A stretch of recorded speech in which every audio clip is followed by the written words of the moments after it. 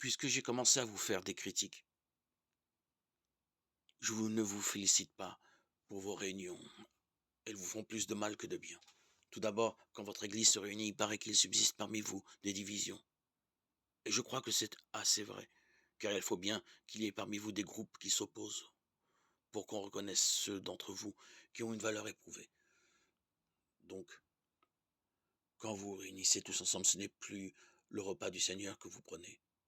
En effet, chacun se précipite pour prendre son propre repas, alors l'un reste affamé tandis que l'autre a trop bu.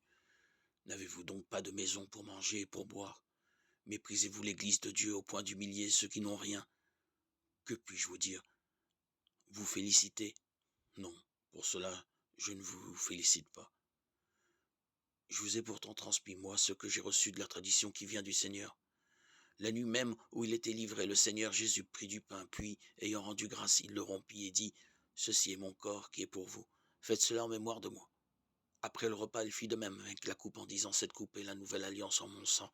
Chaque fois que vous en boirez, faites cela en mémoire de moi. » Ainsi donc, chaque fois que vous mangez ce pain et que vous buvez à cette coupe, vous proclamez la mort du Seigneur jusqu'à ce qu'il vienne. Et celui qui mangera le pain ou boira la coupe du Seigneur sans savoir ce qu'il fait aura à répondre du corps et du sang du Seigneur. On doit donc s'examiner soi-même avant de manger de ce pain et boire à cette coupe. Celui qui mange et qui boit mange et boit son propre jugement s'il ne le discerne pas le corps. C'est pour cela qu'il y a chez vous beaucoup de malades et d'infirmes et qu'un certain nombre sont morts. Si nous avions du discernement envers nous-mêmes, nous ne serions pas jugés. Mais les jugements du Seigneur sont pour nous une leçon afin que nous ne soyons pas condamnés avec le monde. Ainsi donc, mes frères, quand vous vous réunissez pour ce repas, ayez soin de vous attendre les uns les autres. Si quelqu'un a faim, qu'il mange à la maison pour que vos réunions ne vous attirent pas le jugement du Seigneur. Quant au reste, je le réglerai quand je viendrai.